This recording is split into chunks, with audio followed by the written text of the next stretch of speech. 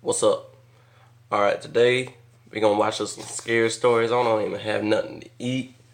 I don't have no drink. I don't have nobody to talk to. Mm-mm-mm.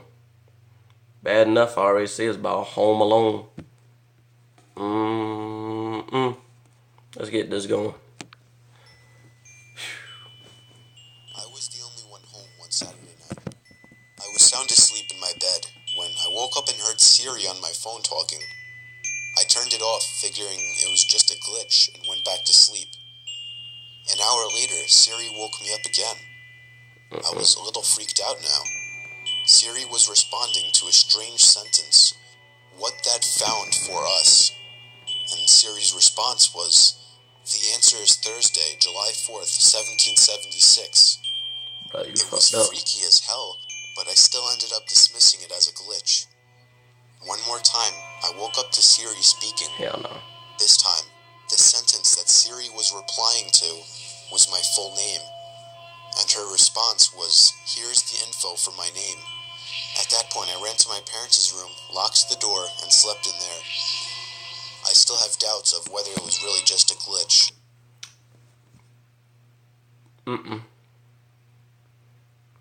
They done fucked up already, man. Ain't no way in hell. Nah. That damn ghost in your room, bro. Need to move the fuck out that bitch. Fuck that. It ain't worth it. I was home alone, playing computer games at like 2 in the morning, when a knock came at my window. My head shot around to face the window, but there wasn't anyone there. It was winter, so I had my windows shut, and my room was on the first floor. I guess you can call me the unconfrontational gamer type, so all I did was just shut my blinds to let the pranksters know that I wasn't interested. Enough time passed where I was able to forget about the knocking and get back into my game, until another steady set of knocks came at the window. Ah, bro. I was so uneasy now. Why were they doing this? Why couldn't they just leave me alone? But by the slim chance that they actually needed something, I lifted the blinds and pulled open my window just a crack.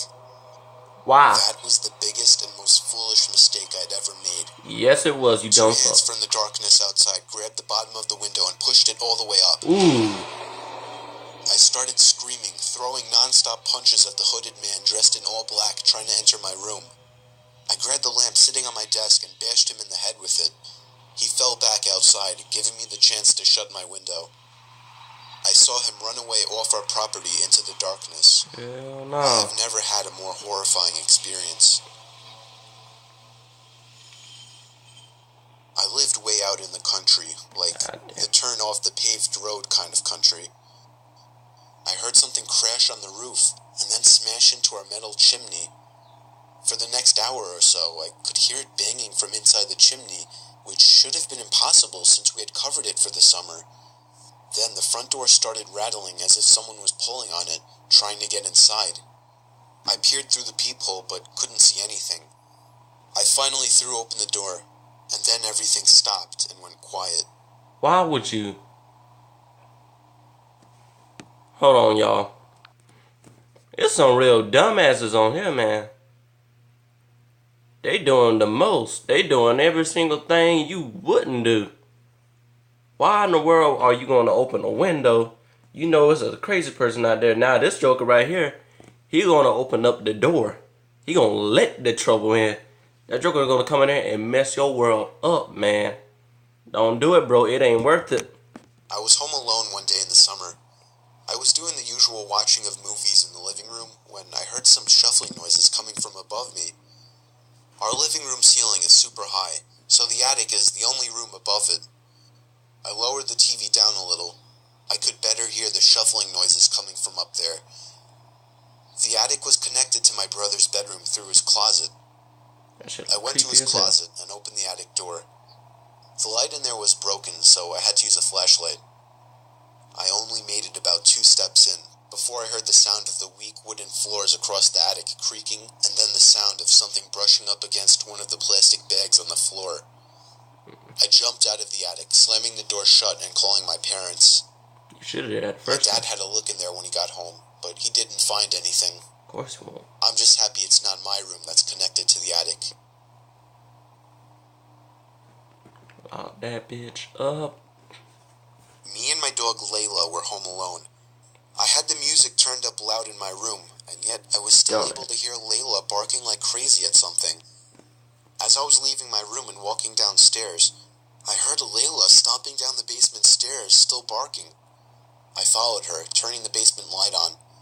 She was in an attack stance, barking at the closed door to the boiler room. I knocked on the door, asking if anyone was in there. Layla was going crazy at this point, jumping on the door, scratching it, basically trying to break it down. I decided that if something was really in there, I didn't want to see what it was. I dragged Layla by the collar all the way back upstairs and locked the basement door. When my dad got home, I made him check the boiler room, but on his way there, he saw that there was a ladder placed on the wall by the basement window, and the window had been smashed open. My dad called the police, sounding worried, but I didn't yet know what was going on. Turned out Layla was barking at an intruder, and that I should consider myself lucky that I didn't open that door. It was very common for me to be home alone at night, as I only lived with my dad, and his shifts would constantly shift from days to nights. This happened around the time... Hold up. Ooh, my goodness. Give me a moment. That scared the hell out of me, man. That got me. Them 3 clown-looking jokers. Oh, yeah.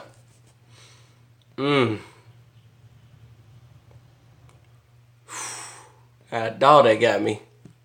My dad was doing night shifts. I would stay up really late on these nights watching movies.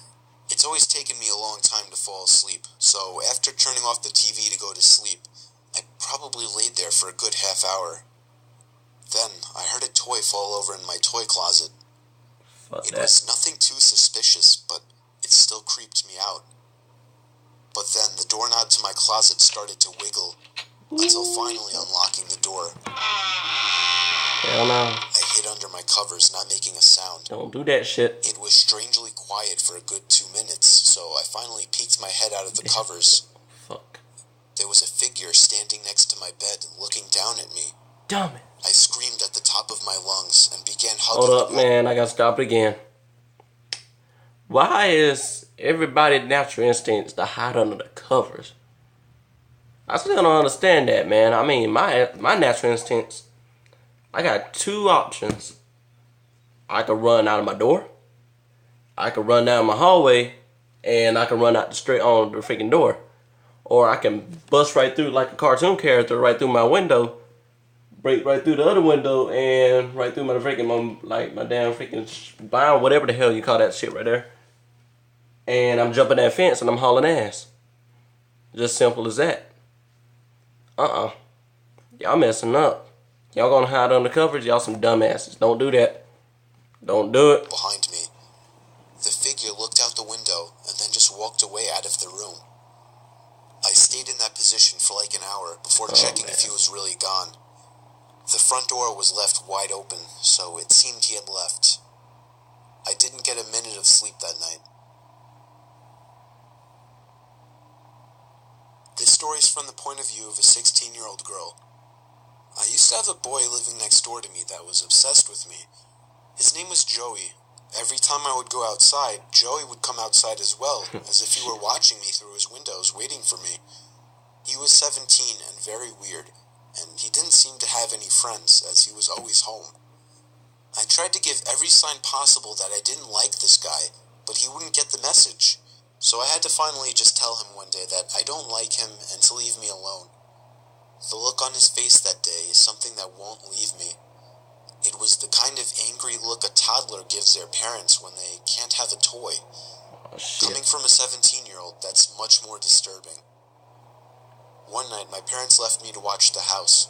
I was working on a school project when I felt my bed shift a little bit. Oh, man. I looked under my bed. I screamed as I saw Joey laying under my bed. I ran away while he tried to crawl out from under my bed. I ran to his house and rang the bell at least 10 times, telling his parents about it when they opened the door. Why you gonna run Joey to never came out of my house, so I called the police. His parents Dumbass. begged me not to, but I ignored them. The police found him still in my room and arrested him. Apparently, he admitted this wasn't the first time he had hid under my bed. They also found pictures of me scattered across his room. The most disturbing one was of me sleeping, and it was taken from inside my room. Damn. Fucked up, man. I live in the country, and more often than not, I was home alone. Don't go to the We don't country. have any neighbors close by, so I would usually just sit in the yard and tan on sunny days.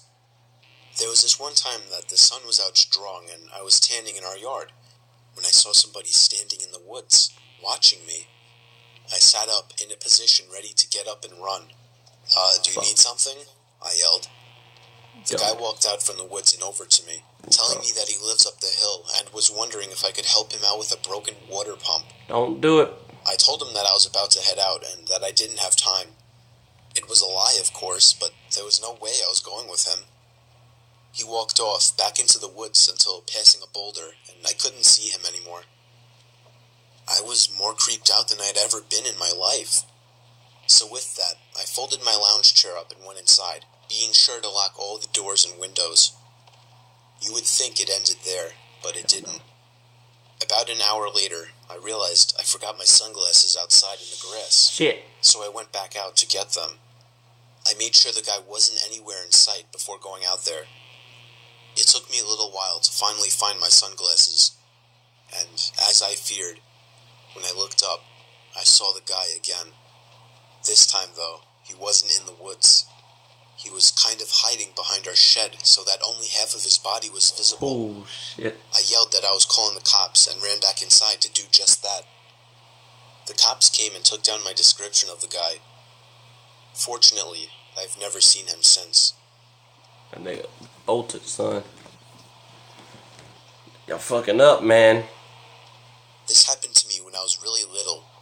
I Fuck was that. 7 years old, but I still remember all of it like it happened yesterday. I was sleeping over my grandma's house, like I always did when I was little. She never drove her whole life for some reason, so she would constantly be taking long walks everywhere.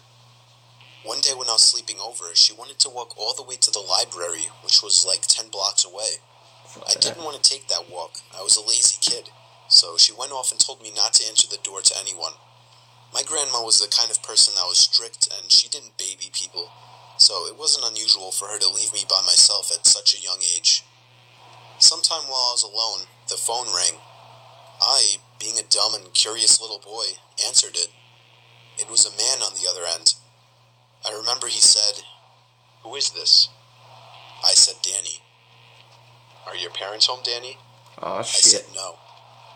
"So you're home alone right now, Danny?" Aw, damn. I said, "Yes."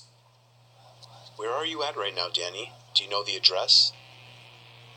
Somewhere in Queens," I told him. Dumb fuck. "All right, Danny, bye-bye now." He hung up. I know Hussein, like, he's a young kid, but young kids got common sense too, man. Please use it. I know if it's some young kids watching this, please use y'all common sense. It ain't hard. Just do it, man. It's God I almighty. don't even remember thinking twice about it, but the story didn't end there, unfortunately. I'd say almost an hour later, a knock came at the door. There he is. I remembered what my grandma said, so I remained on the couch. "I see you on the couch, Danny." Aw, damn. My little heart sank. I noticed him through the window. He was on the porch, staring at me. He was a very creepy-looking man, all gray, ugly, and a fat beer gut. I told him to go away. "I got some candy in my truck. Come on out, Danny." Oh, shit. I ran to the guest bedroom that I slept in and locked the door. Moments later, I heard the back door being fiddled with, followed by banging and thumping as he tried to break down the door. Fuck that. By some miracle, I heard the loud voice of my grandmother as she yelled at him to get the hell out of the yard and that she's calling the cops. I watched Lucky. through the window as the guy took off in his ratty pickup truck as my grandma tried to get the plate number